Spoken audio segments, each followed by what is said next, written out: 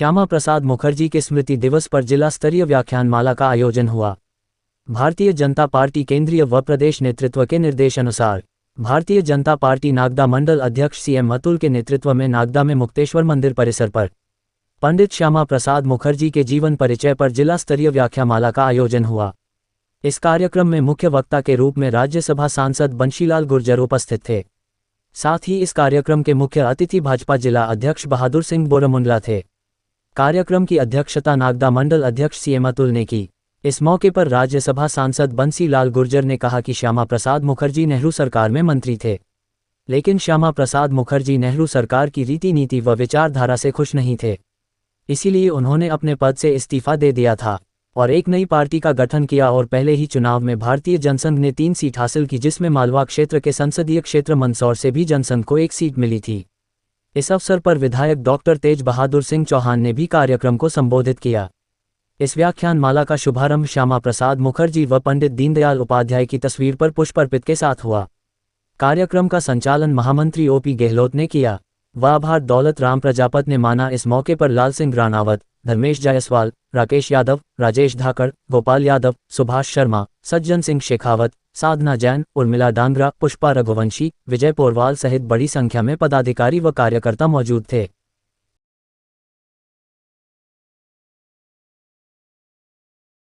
उन्होंने नेहरू जी की सरकार में मंत्री पद धारण किया था और जब नेहरू जी से नेहरू लियाकत समझौते को लेकर के और विवाद हुआ और भारत के नागरिकों पर अत्याचार हो रहा था, तो उस अत्याचार को रोकने के लिए नेहरू सरकार पर जब उन्होंने दबाव बनाने की कोशिश की और पाकिस्तान में रह रहे हिंदुओं और अल्पसंख्यकों पर अत्याचार को रोकने में नेहरू सरकार नाकाम रही, तो डॉक्टर मुखर्जी ने तत्काल नेहरू जी की सरकार को छोड़ करके, मंत्री पद को छोड़ करके और उस सरकार से अलग हो गए और अलग होकर के भारत की एकता, अखंडता और एकात्मता को बनाए रखने के लिए एक नए राजनीतिक दल का गठन किया। जैसा कि बताया गया होगा कि परम पूजनीय गुरु जी से मिलकर के और 1952 में 51 में कर लिया था, अक्टूबर 51 में, तो भारतीय जनसंघ के नाम से राजनीतिक दल का गठन करके और पहले ही चुनाव में भारतीय जनसंघ ने चुनाव लड़ा और उस चुनाव में जैसा कि हम सबको मालूम है कि भारतीय जनसंघ 3 सीट जीती थी और उस 3 सीट में 1 सीट हमारे मालवा से भी थी, जो हमारे मंदसौर संसदीय क्षेत्र की थी। डॉक्टर मुखर्जी ने उस समय और परिस्थितियों को देखते हुए, क्योंकि संसद में इतना कांग्रेस का दबदबा था, पंडित नेहरू के नेतृत्व में पहला चुनाव हुआ था, तो उस चुनाव में कोई भी राजनीतिक दल नेहरू जी के सामने आकर के और खड़ा होने को तैयार नहीं था। पर डॉक्टर मुखर्जी ने विभिन्न राजनीतिक दलों से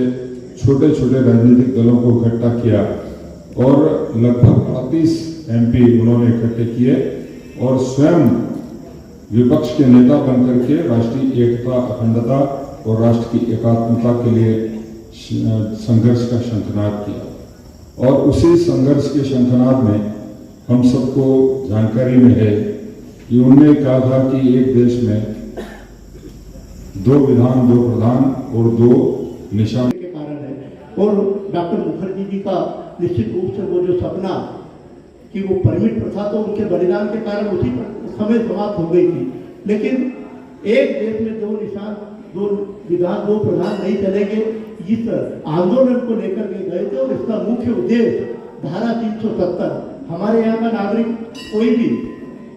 जम्मू कश्मीर में जाकर, श्रीनगर में जाकर रह नहीं सकता, खाली घूम के आ सकता है। लेकिन आप लोगों ने देखा होगा 2014 में भारतीय जनता पार्टी की सरकार बनी। आप लोगों के मन में ये बात भी आ रही होगी कि उसके बाद तो सरकार बीच में भी बन गई थी, लेकिन अटल बिहारी वाजपेयी जी की सरकार 96 में बनी तो 13 दिन चली, 99 में बनी तो 18 महीने चली, 99 में बनी तो फिर 5.5 साल चली, 5 साल चली, पौने 5.5 साल चली और बीच में 2004 में चुनाव करा दिए। लेकिन उस समय 23 दलों की मिलीजुली सरकार थी और राज्यसभा में बहुमत नहीं था, लेकिन भारतीय जनता पार्टी के एजेंडे में डॉक्टर श्यामा प्रसाद मुखर्जी जी का जो सपना था और उनका जो बलिदान था और धारा 370 समाप्त करना उस समय भी था। लेकिन आगे चल करके 2014 में हमारे यशस्वी प्रधानमंत्री माननीय नरेंद्र मोदी जी के नेतृत्व में भारत में सरकार बनी और पर चूंकि राज्यसभा में, लोकसभा में बहुमत था, 282 सीटें थी, लेकिन राज्यसभा में बहुमत नहीं था। 2019 में 303 सीटें आई, एनडीए को 353 आई और राज्यसभा में भी बहुमत हुआ। तो चुनाव तो मई में हो गए थे, 28 या 30 मई को माननीय प्रधानमंत्री जी ने शपथ भी ले ली थी, लेकिन मई के बाद जून, जुलाई और अगस्त, मतलब 2-2.5 महीने में सरकार ने सबसे बड़ा और सबसे पहला अगर कोई काम किया तो डॉक्टर श्यामा प्रसाद मुखर्जी जी का जिस कारण जो बलिदान हुआ था धारा 370 समाप्त कराने के लिए, 5 अगस्त 2019 को लोकसभा में वो धारा 370 का कानून निरस्त करके निश्चित रूप से जम्मू कश्मीर में तिरंगा फहराने का काम किया। मैंने निश्चित रूप से डॉक्टर श्यामा प्रसाद मुखर्जी जी को, पंडित हमारे यशस्वी प्रधानमंत्री माननीय नरेंद्र मोदी जी ने निश्चित रूप से 130 करोड़ देशवासियों के साथ श्रद्धांजलि अर्पित की और निश्चित रूप से आज कांग्रेस की वो विचारधारा देश से समाप्त होती जा रही है, कांग्रेस का वो अस्तित्व समाप्त होता जा रहा है और डॉक्टर श्यामा प्रसाद मुखर्जी जी के नेतृत्व में हमारा अपना भारतीय जनसंघ जिस विचार को लेकर हम आगे बढ़े थे, आज भारतीय जनता पार्टी के रूप में केवल हिंदुस्तान की नहीं अपितु विश्व की सबसे बड़ी राजनीतिक पार्टी बनी। सर्वाधिक सांसद भारतीय जनता पार्टी के हैं, सर्वाधिक विधायक भारतीय जनता पार्टी के हैं, सर्वाधिक स्थानीय निकायों पर भारतीय जनता पार्टी है, सर्वाधिक अनुसूचित जाति जनजाति के सांसद और विधायक भारतीय जनता पार्टी के हैं। पार्टी की प्राथमिक सदस्यता भी केवल भारत में नहीं बल्कि पूरे विश्व में किसी भी राजनीति के इतने पार्टी के सदस्य नहीं है जो भारतीय जनता पार्टी के हैं। हमने 18 करोड़ से ज्यादा लोगों को भारतीय जनता पार्टी का सदस्य बनाया और ये हमारे अपने संस्थापक अध्यक्ष कार्यकर्ताओं के नाते हमको सबसे पहले ये जानना जरूरी है कि आज हमको लगता है कि माननीय नरेंद्र मोदी के नेतृत्व में पार्टी का ये विस्तार हुआ है। हमको लगता है कि माननीय अडवाणी जी के नेतृत्व में भारतीय जनता पार्टी का हमने विस्तार किया है।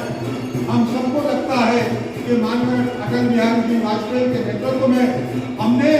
एक सबसे श्रेष्ठ सरकार बनाने का और सरकार को संचालित करने का काम किया है और उसी काम को आगे लगातार मोदी जी करते जा रहे हैं। लेकिन वास्तव में इस बात की अगर नींव रखने का किसी ने काम किया था, अगर इस बात को प्रारंभ करने का किसी ने काम किया था तो वो डॉक्टर श्यामा प्रसाद